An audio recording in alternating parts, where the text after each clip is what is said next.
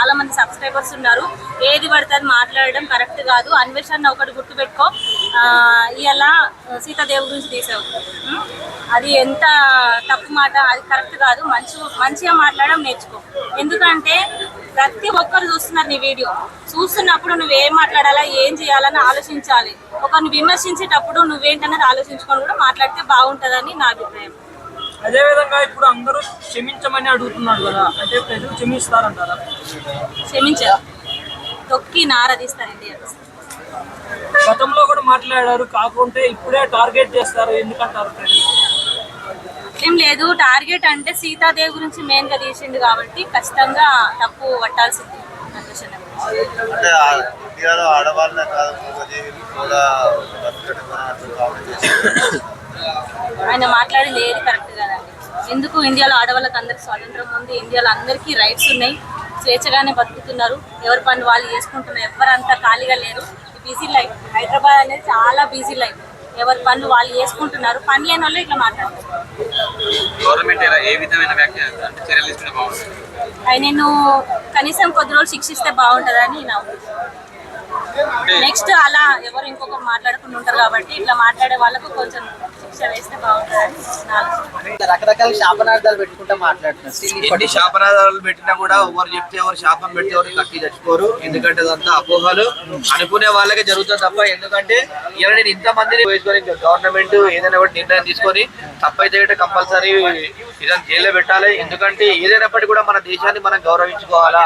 ఇలా మన దేశాన్ని గౌరవించేది మనుషులు కాకుంటే వేరే వాళ్ళు కాదు కదా. మన దేశాన్ని మనమే గౌరవించుకోవాలి, వేరే వాళ్ళు గౌరవించరు. ఇలా మన దేశం వల్లే మన దేశాన్ని ఇష్టానుసారంగా మాట్లాడితే తప్పు. నువ్వేదో తప్పుగా చేస్తే ఇట్లా మన దేశం అన్ని దేశాలా నీట్గా ఉండాలి, మన దేశంలో ఉంటుంది, మీరు మనుషులు ఏం చేస్తున్నారు భయ మీద అని చెప్పేసి నువ్వు మనుషులైతే మాట్లాడాలి తప్ప దేవతల మీద ఇష్టానుసారంగా వేరే వాళ్ళ మీద వేరే విధంగా మాట్లాడితే కూడా కరెక్ట్. జంతువుల పైన కూడా హిందువులే రేప్ చేస్తున్నారు అని చెప్పి చెప్తా ఉన్నారు. అట్లా చేసేవాడు వాడు నిజంగా మూర్ఖుడే అన్నట్టు ఇట్లా మాట్లాడద్దు. ఇవన్నీ ఉంటాయి కదా, నువ్వు ఎవడైతే ఆ విధంగా ఇస్తున్నా వాడిని అనుగాని దేశంలో ఉన్న వాళ్ళందరూ ఈ విధంగా తప్పులు చేస్తున్న విధంగా మాట్లాడడం కరెక్ట్ కాదు. ఎందుకంటే ఇప్పటికీ నీకు మంచి గౌరవం ఉంది. ఇలా కొంతమంది మనం గతంలో మేము ఏమనుకున్నామంటే అయ్యో మనం అమెరికా పోలేదు, బయట దేశాలు పోలేదు, పోకున్నాడు మాకు నాన్ వేసిన మాకు దేశాలన్నీ చూపిస్తున్నారని చెప్పి అందరూ హ్యాపీగా ఫీల్ అయ్యారు. ఇలా అట్లా ఆ విధంగా నీకు మంచి పేరు ఉంటుందని నీ ఇష్టం వచ్చినట్టు నోరు ఉందిగా అని చెప్పి ఇష్టం వచ్చినట్టు మాట్లాడితే గట్ట ఊరుకునేది లేదు, ఎవరు కూడా ఊరుకోదు. నువ్వు ఏదైనా కూడా గౌరవించుకుంటూ అన్ని విధాలుగా మాట్లాడుకుంటూ నువ్వు గతంలో ఏ విధంగా ఉందో ఆ విధంగా ఉండాలి. కానీ ఇష్టానుసారంగా మన దేవతలను మన దేవుళ్ళని మనల్ని మాకు దేశాన్ని సరే ప్రజలను అంటారు నువ్వు ఒక దేవుళ్ళని కించపరిచే విధంగా దేశాన్ని కించపరిచే విధంగా అయితే గట్ట అది రాజకీయ కేసు కింద అవుతుంది, అది తప్పు అని చెప్పి తెలియజేస్తుంది. ఆల్రెడీ ఒక కేసు కూడా పెట్టడం జరిగింది అవినాష్ పైన, దాని గురించి వేరే ఉంటారు. రీసెంట్ గా కేసు కూడా పెట్టారు. ఏదేమైనప్పటికీ కూడా తప్పుగా మాట్లాడితే కోర్టు న్యాయస్థానాలు శిక్షించాలి. ఎందుకంటే ఎవరైనా అది అన్వేష్ కానీ ఇతరులు కానీ ఎవరు కానీ మన దేశంకు ఇబ్బంది కలిగేసే విధంగా కానీ దేశంని కించపరిచే విధంగా కానీ అది ఎవరైనా కూడా ఎంత పెద్దోడైనా చిన్నోడైనా మాట్లాడితే కూడా దేశద్రోహ కింద చర్యలు తీసుకోవాలని చెప్పేసి గవర్నమెంట్ తెలియజేస్తున్నాను. నేనైతే ఆయనను ఫాలో గాను.